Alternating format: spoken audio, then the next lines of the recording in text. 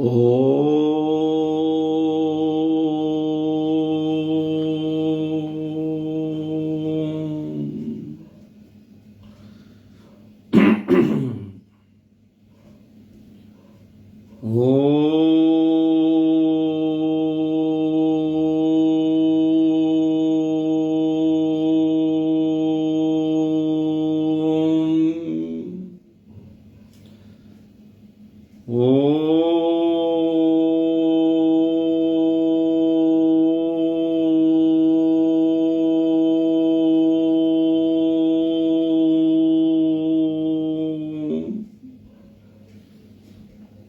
गुरु ब्रह्मा गुरु विष्णु गुरु साक्षात परमेश्वरा गुरु पार ब्रह्म स्वामी गुरुदेव महेश्वरा तुमेव माता च पिता तुमेव बंधु च सखा तुमेव विद्याधरवन तुमेव मम देव देवो वंदो चरण सरोज गुरु मुद मंगलागार जय सेवत नर होते हैं भवसागर से पार। गुरु जी के सिमरन मात्र से नाशत विघ्न अनंत तासे सर परम में ध्यावत है सब संत। आप प्रकटे जगत में जीव का निस्तारने शब न बनाए सुंदर जीव का को तारने। नम्रता और दीनता से भेंट सतगुरु लीजिए मैं हूँ शरणागत तुम्हारो दास अपना कीजिए। बोलो जयकारा बोल मेरे श्री गुरु महाराज जी की जय। बोल साचे दरबार की जय। आज 29 जुलाई 2023 वार शनिवार अमृतवाणी सेवा ट्रस्ट एवं हरिहर सत्संग मंडल की तरफ से दैनिक सत्संग का कार्यक्रम आरंभ करते हैं महापुरुषों की वाणी से। कल हमने सत्संग को विराम दे दिया था बीच में ही, तो आज हम उससे आगे चलते हैं। कल आपने सुना ही होगा कि सतगुरु के बगैर, सतगुरु के शब्द के बगैर, सतगुरु के नाम के उपदेश के बगैर आप इस भवसागर से पार नहीं हो सकते, 84 के बंधन से नहीं निकल सकते, क्योंकि माया का प्रकोप बहुत ज्यादा है। और कलयुग में तो माया सोचने ही नहीं देती। इंसान इतनी जल्दी फंसता है, आप देखते ही हैं कि हम माया के चक्रों में किस तरह से फटाफट फंस जाते हैं। 1 मिनट के अंदर हम भटक जाते हैं। और आज के बच्चे आने वाले टाइम के अंदर सोचो अभी से माया का कितना भयानक रूप है कि आज के बच्चे कैसे बच पाएंगे इन सारे चक्रों से। परमात्मा ने अपने कई रूपों के अंदर भवसागर से पार करने के लिए अपने कई रूप धारण करके संतों की रूप में आकर, संत रूप में आकर जागृत कर रहे हैं कि किसी तरीके से मनुष्य जो है, ये जीव जो है, ये भटके नहीं और काल के चक्कर में ना फंसे। काल और दयाल का इस टाइम जो है बहुत चल रहा है, खींचातानी। काल अपनी तरफ से अपनी तरफ खींचता है, दयाल अपनी तरफ खींच रहे हैं। जो संस्कारी जीव हैं वो जल्दी ही दयाल के साथ जुड़ जाते हैं, और जो जिसमें संस्कार ही नहीं है, थोड़ा सा परमात्मा के प्रति थोड़ा सा भी विश्वास नहीं है, उसका तो निश्चित है 84 की चक्कर में जाना। अगर आप गुरुद्वारे जाते हैं तो ग्रंथ साहब की बानी सुनते होंगे, उसके अंदर बार बार एक एक चीज स्पष्ट कर दी गई है, एक एक चीज। महापुरुषों ने कुछ भी नहीं छोड़ा इंसान को समझाने के लिए। और हम हैं जो समझ नहीं रहे। जो नाम का जाप करेगा वही तरेगा। कल आपने सुना होगा कि कितनी भी कट्ठड़ लकड़ी पड़ी हो, कितने भी टन लकड़ पड़ी हो, एक चिंगारी जो है वो सारी लकड़ को जला देती है। इसी तरह नाम की शक्ति महापुरुषों ने बताई है कि नाम की शक्ति की जो चिंगारी है, जो नाम जपते हैं उनके पाप जो हैं वो सब जल के भस्म हो जाएंगे। और नाम के बारे में बताया कि जो नाम हैं वो भी दो तरीके के हैं।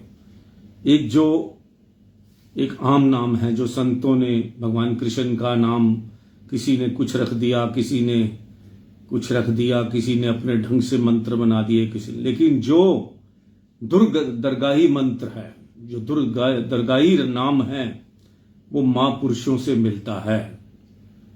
जो सत्य नाम है, जिसके मिलने से पूरी तरह शांति मिलती है। और जिस नाम को जपने के लिए माला की जरूरत नहीं है, श्वासों के माला की जरूरत होती है, उस नाम को जपने के लिए महापुरुषों की शरण में जाना जरूरी है।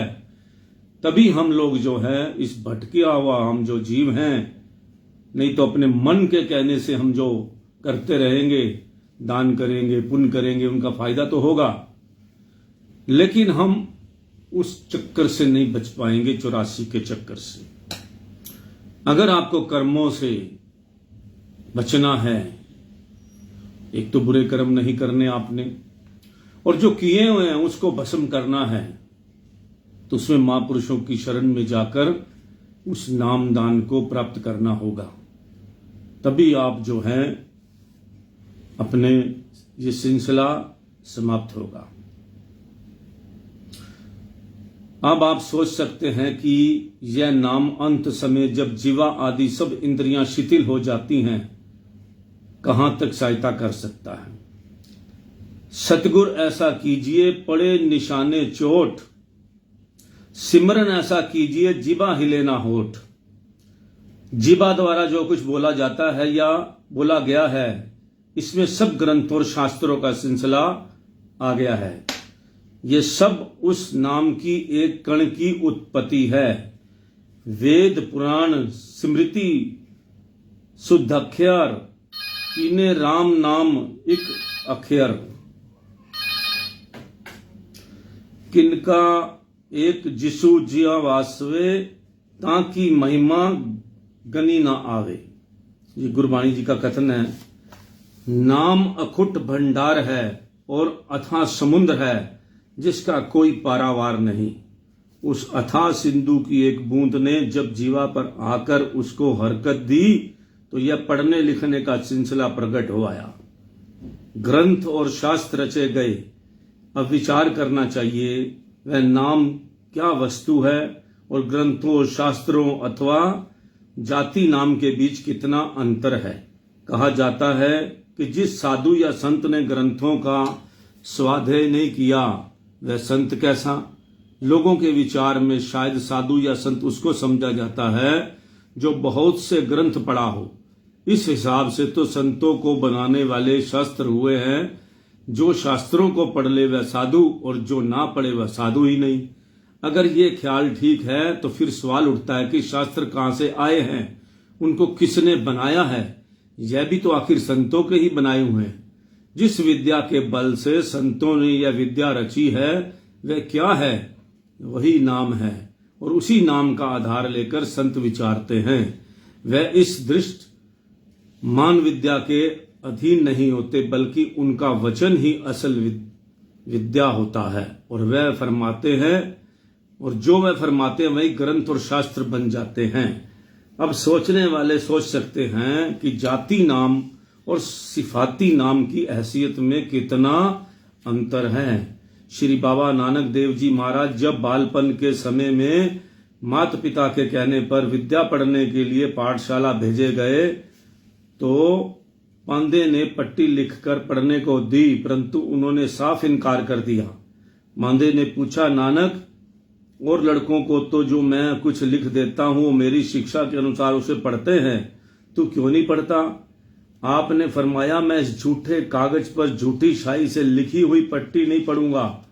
बांदा हैरान हुआ कि यह अनोखा बालक है। पूछा तू कौन सी पट्टी पढ़ेगा? आपने उत्तर दिया, सुन पांदा, मैं असली पट्टी बतलाता हूं, यदि तू उसको पढ़ सकता है तो पढ़, वरना झूठी पट्टियां पढ़ने के लिए मैं नहीं आया हूं। आप फरमाते हैं, जल मोहू घस मसू करी मती कागद करूं सरू, भाऊ कलम करी चित्तू लेखरी गुर पुछ लिख विचारो। अर्थ, मोह जाल को घिस कर उसकी स्याही तैयार कर, मति अर्थात बुद्धि रूपी कागज बना, भाव अर्थात प्रेम की कलम से चित्त लिखारी बने, परंतु बुद्धि रूपी कागज पर प्रेम की कलम से चित्त लिखे क्या जो गुरु आज्ञा दे। भाव ये है कि हे पांदा, मनमति को त्याग कर गुरुमति को धारण कर, यही असल विद्या है और मैं इसी गुरुमति विद्या का विद्यार्थी हूं। इससे सिद्ध होता है कि बाबा नानक जी महाराज जी ने इस संसारी विद्या की कोई खास आवश्यकता नहीं समझी और ना ही उनको अंगीकार किया है, और करते भी क्यों, जब वह आत्मिक अर्थात ब्रह्म विद्या के मालिक थे और जीवों को ब्रह्म विद्या का दान देने आए थे, तो उन्हें बाहर की विद्या की आवश्यकता ही क्या थी। पढ़ पढ़ के पत्थर भये, लिख लिख भये जो ईट, कबीर अंतर प्रेम की लागी नेक न छीट। पढ़ पढ़ के पत्थर भये, लिख लिख कीती चोड़, जिस पढ़ने से रब मिले सो पढ़ना कुछ और। पढ़ना गुड़ना चातुरी यह तो बात सहल, काम दहन मन बस करना गगन चढ़न मुश्किल। इस प्रकार साहब भी फरमाते हैं, पढ़ पढ़ गड़ी लद आई, पढ़ पढ़ भरी आई साथ, पढ़ पढ़ बेड़ी पाइये, पढ़ पढ़ गड़ी अही खात। पढ़ आई जेते बरस बरस, पढ़ आई जेते मास, पढ़ आई जेते अर्जा, पढ़ आई जेते सास। नानक लेखे एक गल होरू, हाउ मैं बखना भाख। ये गुरबानी जी का कथन है, गुरमुखी में है। अब आगे इसको और भी विदित करते हैं। इसका अर्थ है, कोई यह ना समझे कि पढ़ना मना है या ग्रंथों का पाठ नहीं करना चाहिए। असल भाव यह है कि पढ़ पढ़कर उनके तत्वों को समझना चाहिए। ग्रंथ आवश्यक हैं, इनके पाठ से मनुष्य को बहुत कुछ लाभ होता है, परंतु जहां तक इसकी पहुंच है वहां तक ही पहुंच सकते हैं।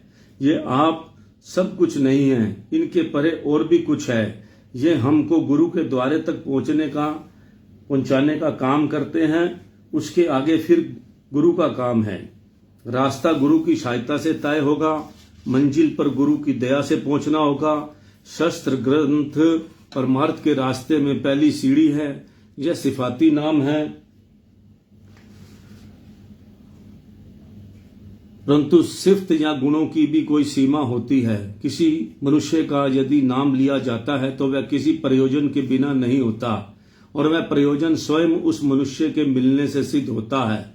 सिफाती नाम जात की तरफ केवल इशारा करते हैं, उनके आगे इनकी पहुंच नहीं है। परंतु काम जब होगा असल के मिलाप और असल के पाने से होगा। एक मनुष्य का कोई काम है जो कलकत्ते में हो सकता है, उसे कलकत्ते की सिफ्त सुनो और उसका ज्ञान प्राप्त किया, ठीक है, यह आवश्यक था, परंतु यह बात उसको सदा के लिए काफी नहीं हो सकती।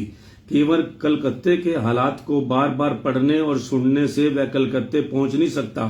कलकत्ते जब पहुंचा जाएगा जब वह घर से निकलकर सफर करना आरंभ करेगा। उस मार्ग में संभव है कि उसे कई प्रकार के कष्टों का सामना भी करना पड़े, भूख प्यास गर्मी सर्दी और बेआरामी आदि कई प्रकार की सख्तियों से गुजरना पड़े, मगर काम जब होगा कलकत्ते पहुंचकर ही होगा और सफर तय करने के उपरांत होगा। ऐसे ही नाम की शिफ्तें करते रहने से नाम नहीं मिलता। नाम तब मिलेगा जब नाम की कमाई की जाएगी और वह कमाई गुरु की रहनुमाई में होगी। बिन देखे बिन दरस परस के नाम लिए क्या होए, धन के कहित धनी जो होए तो निर्धन रहे न कोई। यदि खाली रुपया 2 कहने से मनुष्य धनी हो जाता तो संसार में एक भी निर्धन ना रहता। यदि खाली रुपया कहने से मनुष्य धनी हो जाता तो संसार में एक भी निर्धन ना रहता। ऐसे ही नाम कहने से पूरा लाभ नहीं है जब तक कि नाम मिल ना जाए। खांड ही को नाम लेत मुख नहीं मीठा होत पुनि मीठा मुख खांड ही के खान से। नीम के नाम लेत मुख नहीं कड़वा होत कड़वा मुख पुनि नाम के चबान से। पानी ही का नाम लेत प्यास नहीं बुझे कभी प्यास सोई बुझे पुनि पानी ही के पान से। राम कहने से शांति ना हो कभी शांति तो होए पुनि राम की पहचान से। पानी कहने से प्यास नहीं बुझती जब तक पानी पिया ना जाए। रोटी रटने से पेट नहीं भरता जब तक रोटी खाई ना जाए। किसी शहर में पहुंचने के लिए सफर करना पड़ता है, खाली उसका नाम लेते रहने से मंजिल तय नहीं होती। तुम्हारे घर में अंधेरा है, तुम दीपक का नाम 1000 बार लेते रहो, रोशनी नहीं होगी। रोशनी तब होगी जब तुम दुकान से दीपक खरीद कर और उसमें तेल डालकर जगाओगे। जितना अंतर दीपक के नाम और दीपक में है उतना अंतर जाति और सिफाती नाम में भी समझ लो। जिस कदर भी पोथियां और ग्रंथ तुम देख रहे हो सब उस पवित्र जात की सिफतें हैं और उस पवित्र आदर्श की तरफ अंगुली का इशारा कर रहे हैं। इसी दृष्टि से संत मत के आचार्यों ने बहुमुखी पढ़ाई की जगह अंतर्मुखी साधन की तरफ अधिक जोर दिया है और सुरती को हर तरफ से एकाग्र करके अपने अंदर में चढ़ाने की शिक्षा दी है। यह कुदरती बात है कि मनुष्य सब एक हैं और सब ही ईश्वर के बंदे हैं और एक ही परम पिता के पुत्र हैं। नीच से ऊंच, भंगी से ब्राह्मण, कंगाल से राजा तक जितने भी प्राणी हैं सब एक ही पिता की संतान हैं। अब ये सोचना चाहिए ये सब एक पिता के पुत्र होते हुए अपने पिता के विषय में भिन्न विचार क्यों रखते हैं। केवल यही नहीं बल्कि इन भेदों के कारण परस्पर झगड़ा करने के लिए भी तैयार हो जाते हैं। इसका कारण यही है यह सब सिफाती नामों में अटके हुए हैं। चूंकि सिफतें अर्थात गुण मालिक के भिन्न भिन्न है, इसलिए सिफाती अर्थात गौणक नामों के जपने से विचारों में अंतर होना भी आवश्यक है और जहां विचारों में अंतर होगा वहां झगड़ा भी आवश्यक होगा। यथा चौपाई, जहां सुमति तहां सम्मति नहीं नाना, जहां कुमति तहां विपत्ति निभाना। ये रामायण कथन है। जहां सुमति है वहां सब प्रकार के सुख संपत्ति का भंडार भरपूर है और जिस जगह कुमति अर्थात फूट ने डेरा डाला हुआ है वह जगह हर समय दुख और विपदा का स्थान बनी रहती है। संतों का मार्ग बिल्कुल साफ और सीधा है। इस पर चलता हुआ मनुष्य मजहबी झगड़ों और वाद विवाद का शिकार नहीं होता, क्योंकि संत सदा मनुष्य को मालिक की जात की तरफ ले जाते हैं जो सब जानदारों के अंदर एक समान व्यापक रूप से भरपूर है, जिसकी ओर दृष्टि फेरते ही मनुष्य का मन शुद्ध होने लगता है। कदूरतें दूर हो जाती हैं और मनुष्य सब प्राणियों के अंदर मालिक का प्रकाश देखता हुआ सबसे प्रीति और भ्राता भाव से वार्ताव करने लगता है। महापुरुषों ने जो उपदेश जीव के उद्धार के लिए किए हैं वह पग पग पर सोचने और विचारने के योग्य हैं। उन्होंने नाम की हकीकत पर बहुत कुछ पर रोशनी डाली है, लेकिन अफसोस कि मनुष्य केवल उनकी वाणियों का पाठ कर लेना ही काफी समझता है।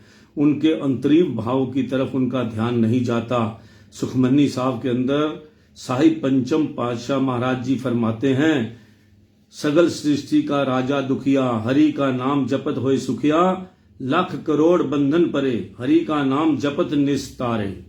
भाव यह कि नाम के बिना संपूर्ण सृष्टि का राजा मिल जाने पर भी, राज्य मिल जाने पर भी जीव सुखी नहीं हो सकता। अर्थात जो सुख नाम के अंदर है वह 3 लोक के राज्य में भी नहीं है। अब विचारना चाहिए कि लोग नाम भी जपते हैं परंतु सुखी फिर भी नजर नहीं आते, दुख से छुटकारा फिर भी उनको नहीं। आखिर इसका कारण क्या है? क्या घर में पारसमनी रखने वाला कभी कंगाल रह सकता है? क्या सूरज के सन्मुख कभी अंधकार ठहर सकता है? क्या संतों की संगति में कभी हानि हो सकती है? क्या खोटी संगत में कभी मन शुद्ध रह सकता है? क्या भक्ति के सामने कभी मोह ठहर सकता है? क्या समभाव की अवस्था में कभी क्रोध उत्पन्न हो सकता है? क्या ज्ञान के सामने कभी द्वैत भाव आ सकता है? क्या दुष्ट की संगति में कभी कुशल हो सकती है? क्या न्यायकारी राजा कभी बदनाम हो सकता है? क्या परमार्थ के सामने कभी भवसागर का भय व्याप सकता है?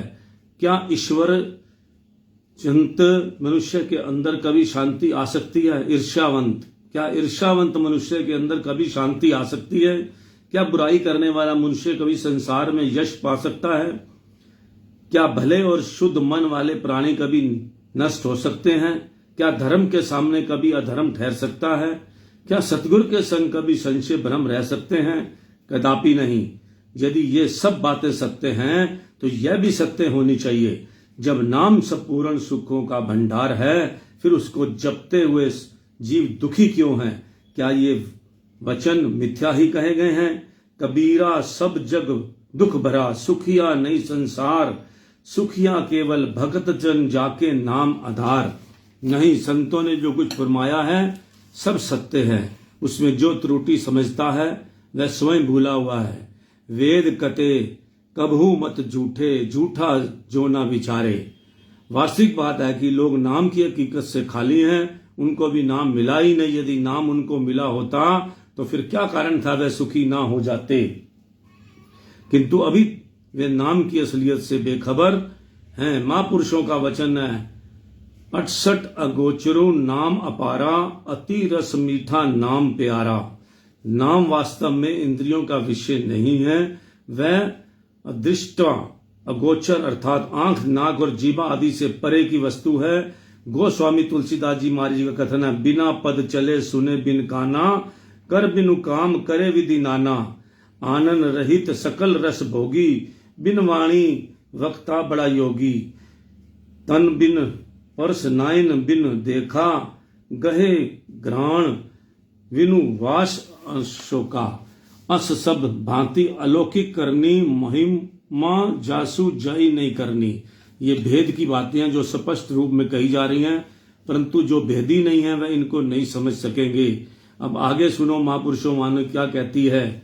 असलियत सब में एक है और जो असलियत का ज्ञान रखते हैं उन सब की आवाज एक है।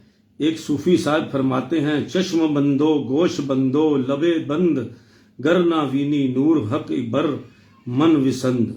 आंख बंद कर, कान बंद कर, जबान बंद करके अपने अंदर में देख। यदि फिर भी तुझे ईश्वर की ज्योति नजर ना आए तो मुझ पर हंसी कर। कबीर साहब का वचन है, आंख नाक मुख ढाप के नाम निरंजन ले, अंतर के पट तब खुले जब बाहर के पट दे। तो ये बहुत बड़ा अभी सत्संग जो हम आज यहीं समाप्त करते हैं, जो है कल फिर आगे बढ़ेंगे कि बिना नाम के आप बिल्कुल पार नहीं उतर सकते। तो महापुरुषों ने बड़ा ही अच्छे ढंग से हमें समझाया है और जो समझने वाले हैं वो समझ गए, जो ना समझे वो नाड़ी है। तो इसलिए जो है हमें समझते रहना चाहिए, प्रभु को पाने के लिए समझना चाहिए कि हम कौन हैं, कहाँ से आए हैं। बचपन में मैं भी बहुत परेशान हो जाता था, अब सब कुछ समझ आ गया है तो परेशानी नहीं होती, न मौत से डरना लगता है। सिर्फ एक प्रभु जो हमें पता है हमारा मालिक कौन है, हमने उस मालिक के साथ मिलकर चलना है। जय सच्चिदानंद। राम राम, सत श्री अकाल।